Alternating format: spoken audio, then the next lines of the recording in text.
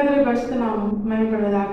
இதனாலும் இந்த காலங்களிலே கர்த்தர் நம்மை அவருக்கு பலப்படுத்தும்படியே நமக்கு தருகிற வார்த்தை எரேமியா தீர்க்கதரிசன புஸ்தகம் அதனுடைய 6ஆம் அதிகாரம் அதனுடைய 6வது வசனம்.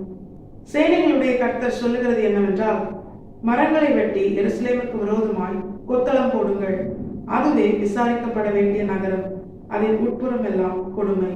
கர்த்தருடைய பரிசுத்த நாமம் மகிமைப்படுவதாக. இந்த வசனத்தை கொண்டுதான் தேவஜனங்களாகி நம்மை இன்று அவருக்கு பலப்படுத்துகிறார். இந்த வசனத்தை நாம் ஆவிக்குரிய அர்த்தமாய் தியானித்தோமையானால், தேவன் இந்த வசனத்திலிருந்து ஒரு பிரதானமான காரியத்தை தேவர்களாகி நமக்கு கற்றுத் தருகிறார். எருசலேம் என்பது தேவனுடைய நகரம், மகாராஜாவின் நகரம். தேவன் விரும்பி வாசம் பண்ணும்படியே தெரிந்து கொண்ட சீயோன் இருக்கிற ஸ்தலம் தான் எருசலேம். கர்த்தருடைய வசனம் எருசலேமிலிருந்து வெளிப்படும் என்று வேதம் சொல்லுகிறது. இந்த அளவுக்கு முக்கியத்துவம் வாய்ந்த தேவனால் விரும்பப்பட்ட அந்த எருசலேமுக்கு விரோதமாய் மரங்களை வெட்டி கொத்தளம் போடுங்கள் என்று கர்த்தர் கோபத்தோடு சொல்ல என்ன காரணம்? எருசலேம் தான் விசாரிக்கப்பட வேண்டிய நகரம் என்று கர்த்தர் சொல்ல என்ன காரணம்? இந்த வசனத்தின் கடைசி பகுதியை நாம் வாசித்தோமேனால், இந்த வசனம் அதற்கான பதிலை நமக்கு தருகிறது. அதுதான், அதன் உட்புறம் எல்லாம் கொடுமை. அதை நேசித்த கர்த்தரை இப்பொழுது அது விசாரிக்கப்பட வேண்டிய நகரம் என்று சொல்லத்தக்கதாய் அது மாறினதற்கான காரணம் என்ன தெரியுமா? அதன் உட்புறம் எல்லாம் கொடுமையால் நிறைந்திருந்தது. தேவன் விரும்புகிற ஸ்தலம் தான், மகாராஜாவின் நகரம் தான். ஆனால் எப்பொழுது அதன் உட்புறம் எல்லாம் கொடுமையால் நிறைந்திருந்ததோ, அப்பொழுது அதை நேசித்த தேவன் கூட அதற்கு எதிராக அதன் மேல் கோபம் கொண்டு மரங்களை வெட்டி கொத்தளம் போடுங்கள் என்று சொல்லத்தக்கதாய் சூழ்நிலை மாறின. நம்முடைய தேவன் நீதி உள்ளவர். நம்முடைய தேவனை குறித்து வேதம் சொல்லுகிறது, அவர் கொடுமையின் மேல் பிரியம் கொள்ளுகிற தேவன் அல்ல. அவர் தயவுள்ளவராயிருக்கிறார், அவர் இரக்கமுள்ளவராயிருக்கிறார். அப்படி அவர் தயவுள்ளவராகவும் இரக்கமுள்ளவராகவும் இருந்ததுனால்தான் இன்றும் தேவ பிள்ளைகளாகிய நாம் அவருடைய சமூகத்தில் அவரை அப்பா பிதாவே என்று கூப்பிட பண்ணுகிற புத்திர சுவீகாரத்தின் ஆவியை பெற்றவர்களால் அவரை ஆராதிக்கிறோம். இல்லைன்னா நம்முடைய சுபாவங்களுக்கும் நம்முடைய கிரியைகளுக்கும் என்றோ நாம் அழிந்து போயிருப்போம். தேவன் இன்று தேவ பிள்ளைகளாகிய நம்மிடத்தில் எச்சரித்து கூறுவது என்ன தெரியுமா? நான் விரும்பி வாசம் பண்ணுகிற ஸ்தலமாகிய எருசலேமா இருந்தாலும், மகாராஜாவின் நகரம் என அறியப்பட்டாலும், என்னுடைய வசனம் அதிலிருந்து வெளிப்பட்டாலும், அதற்குள்ளே நன்மையான காரியங்களுக்கு பதிலாக கொடுமை இருந்ததேயானால் அது விசாரிக்கப்படும். ஏன்னா நம்முடைய ஆண்டவர் பட்சபாதம் உள்ளவர் அல்ல. அவர் நீதி உள்ள தேவன், நீதி உள்ள நியாயாதிபதியார் நித்திய சிங்காசனத்திலே வீற்றிருக்கிற தேவன். நீதியும் நியாயம் அவருடைய சிங்காசனத்தின் ஆதாரமாக இருக்கிறது. இந்த காரியங்கள் தேவ பிள்ளைகளாகி நமக்கு ஒரு எச்சரிப்பின் சத்தமாய் இந்த நாளிலே தேவன் நம்மோடு கூட பேசிக் கொண்டிருக்கிறார். நாம் நம்முடைய வாழ்க்கையில தாயின் கருவில் உருவாகும் முன்னமே நம்முடைய தேவனால் தெரிந்து கொள்ளப்பட்டோம். அதனால் தான் அவர் நம்மை அழைத்து நீதிமான்களாக்கி மகிமைப்படுத்தி இருக்கிறார். இன்று அவருடைய சமூகத்தில் அவருடைய பிள்ளையார் அவரை நோக்கி ஆராதிக்கிறோம். ஆண்டவராக இயேசு கிறிஸ்துவுக்குள்ளாக ஆபிரகாமுக்கு கொடுக்கப்பட்ட வாக்குத்தத்தங்கள் நமக்கும் ஆம் என்றும் ஆமென் என்றும் அது கொடுக்கப்பட்டிருக்கிறது. எவ்வளவு பெரிய மேலான பாக்கியத்தை நாம் பெற்றுக்கொண்டது நம்முடைய தேவன் நம்மேல் பாராட்டின கிருபை, நம்முடைய தேவனுடைய கண்களில் நமக்கு கிடைத்த தயவு. அவர் நம்மை நேசித்ததுதான் காரணம், அவர் நமக்கு பாராட்டின மேலான அன்புதான் காரணம். ஆனா இந்த சூழ்நிலையில தேவர்களாகிய நாம் நம்முடைய தேவன் நமக்கு பாராட்டுகிற தயவையும் அன்பையும் கிருபையையும் போக்கடிக்கிற அப்படிப்பட்ட பொல்லாத கிரியை நடப்பிக்காதபடிக்கு எச்சரிக்கையா இருக்கணும். எப்படி தெரியுமா? ஆண்டவர் என்ன தெரிந்து கொண்டார், ஆண்டவர் மேல் அன்பா இருக்கிறார், எனக்காக ஜீவனை கொடுத்தார், இன்றும் உயிர் தெழுந்து எனக்காக வாக்கு கடங்காத பெருமூச்சுகளோடு வேண்டுதல் செய்கிறார் என்ற நினைவோடு நம்ம பாவம் செய்யக்கூடாது. எருசலேம் என்னதான் பண்ணுது? எருசலேம் நகரத்தை குறித்து வேதம் என்ன சொல்லுகிறது? தேவன் இவ்வளவாய் விரும்பி தெரிந்து கொண்ட கர்த்தருடைய வார்த்தை வெளிப்படுகிற மகாராஜாவின் நகரமாய் அறியப்பட்ட எருசலேம் இப்பொழுது கொடுமையினால் நிறைந்திருக்கிறது. நம்முடைய வாழ்க்கையில் அப்படித்தான். ஆண்டவர் அன்பானவர் என்று சொல்லி நாம் நம்முடைய மனமும் மாமிசம் விரும்புகிற பிரகாரமான பொல்லாத கிரியைகளை நடப்பித்து நம்முடைய உள்ளான சுபாவம் கொடுமையாய் இருக்கக்கூடாது. கொடுமை என்பது எதை காண்பிக்கிறது?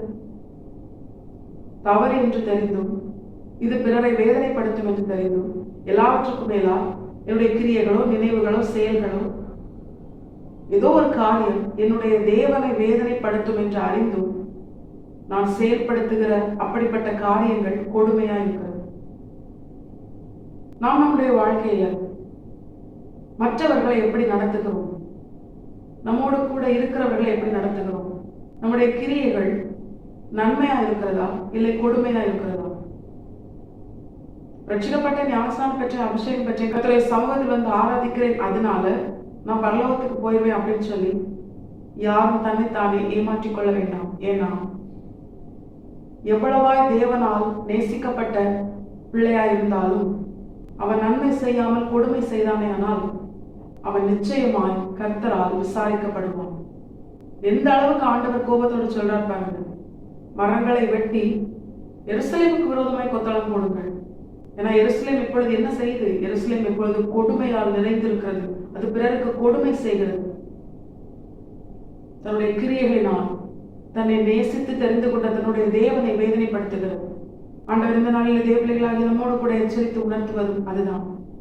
தேவன் நம்மை நேசித்துதான் தெரிந்து கொண்டார், இப்பொழுதும் நேசிக்கிறார், அதனால என்னை கைவிடவே மாட்டார் அப்படின்னு சொல்லி தேவபிள்ளைகளாகி நாம் கொடுமையான கிரியைகளை நடப்பிப்போமே ஆனால் நிச்சயமாய் நாம் விசாரிக்கப்படுவோம். இதை மறந்துடவே கூடாது. ஏன்னா நம்முடைய ஆண்டவர் அன்பானவர் மட்டுமல்ல, அவர் நீதியுள்ளவர். யாக்கோபை சிநேகித்தேன் ஏசாவை வெறுத்தேன் என்று சொன்ன பிறகும் யாக்கோபு ஏசாவுக்கு விரோதமாய் தவறு செய்தால் ஆண்டவர் யாக்கோபை தான் சிட்சிப்பார். ஆண்டவர் நீங்க ஏசா வெறுக்கதான் செஞ்சீங்க, அதனாலதான் நான் என்ன பண்ணேன், அவனுக்கு விரோதமா தீமை செஞ்சேன் அப்படின்னு சொல்லி யாக்கோபு சொன்னாலும் தேவன் அதை ஏற்றுக்கொள்ள மாட்டார். தேவர்களாக நாம் கொடுமையான கிரியைகளை உடையவர்களாக இருக்கக்கூடாது. தயவும் இரக்கும் அன்பும் நம்முடைய தேவன் நம்மை பாராட்டினதினால் மட்டுமே இன்று நாம் அவருடையவர்களாய் அவருடைய சமூகத்தில் வந்து ஆராதிக்கிறோம். நித்திய ஜீவனை எதிர்நோக்கி காத்திருக்கிறோம். அதே தயவையும் அன்பையும் இரக்கத்தையும் தேவர்களாகி நாம் மற்றவர்களிடத்துல காண்பிக்கணும். அப்படி காண்பிக்காம கொடுமையான கிரியைகளை நம்ம என்ன பண்ணக்கூடாது, காண்பிக்க கூடாது.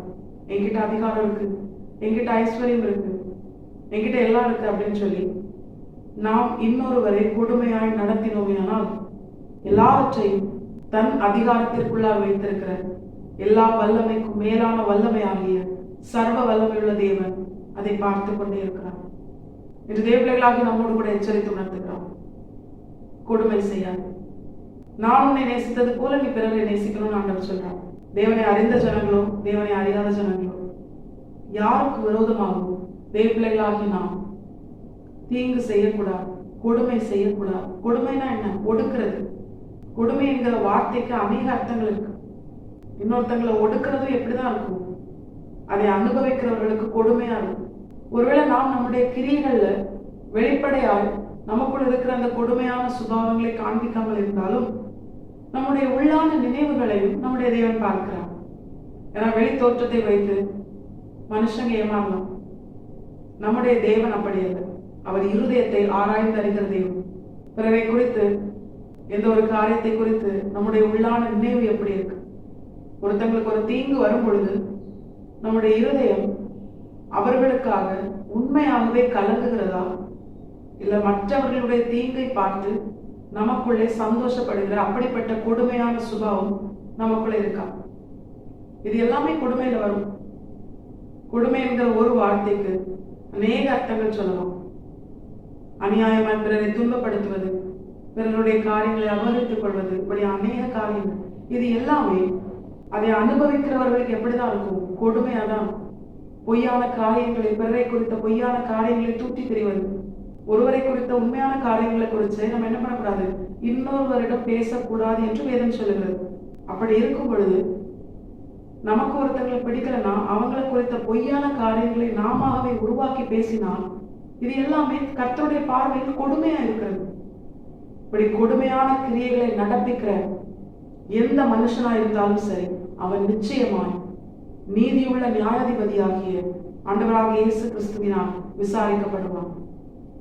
அவனுக்கு விரோதமாய் மரங்களை வெட்டி கொத்தளம் போடுங்கள் என்று மனுஷன் அல்ல, சர்வ வல்லமையுள்ள தேவன் சொல்லுவார். கர்த்தர் ஒரு மனுஷனுக்கு விரோதமாய் யுத்தம் செய்ய துவங்கினாரேயானால் பார்வோனின் முடிவு எப்படி இருந்தது? அதே போல கொடுமையா இருக்கும். தேவர்களாகி நாம் இதை உணர்ந்தவர்களாய், தேவன் அன்பானவர் என்பதை மாத்திரமல்ல, தேவன் நீதி உள்ளவர் என்பதையும் நம்முடைய இருதயத்திலே ஆழமாய் பதித்திருக்கிற தேவஜனங்களாய் கர்த்தருக்கு முன்பாக பயத்தோடும் நடுக்கத்தோடும் அவருடைய வார்த்தைக்கு கீழ்ப்படுகிற தேவஜனங்களாய் நாம் நம்முடைய வாழ்க்கையில் இருக்கிறோம். தேவன் விரும்பி தெரிந்து கொண்ட ஸ்தலம் மகாராஜாவின் நகரம். கர்த்தருடைய வசனம் நம்மிலிருந்து வெளிப்படத்தக்கதாய் நம்மை விசேஷித்தவர்களாய் தேவன் அவருடைய எருசலேமாய் நம்மை தெரிந்து கொண்டிருக்கிறார். அவர் மாற்றி இருக்கிறார். நாம் அவருடைய பரிசுத்த சந்ததியா இருக்கிறோம், அவருடைய சொந்த ஜனமா இருக்கிறோம். இவ்வளவு பெரிய மேலான பாக்கியத்தை தேவ பிள்ளைகளாகி நாம் பெற்றுக்கொண்டிருக்கிறதை உணர்ந்து அற்ப காரியங்களுக்காக நம்ம என்ன பண்ணிடக்கூடாது?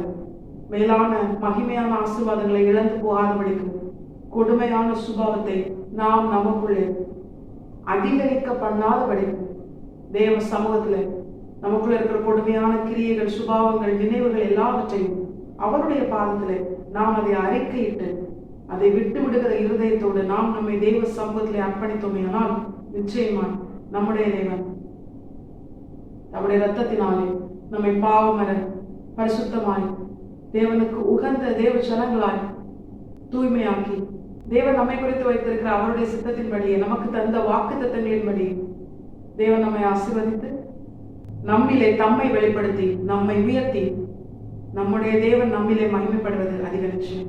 இனி கொடுமை உன் தேசத்திலும் அழிவும் நாசமும் உன் எல்லைகளிலும் கேட்கப்பட மாட்டாது.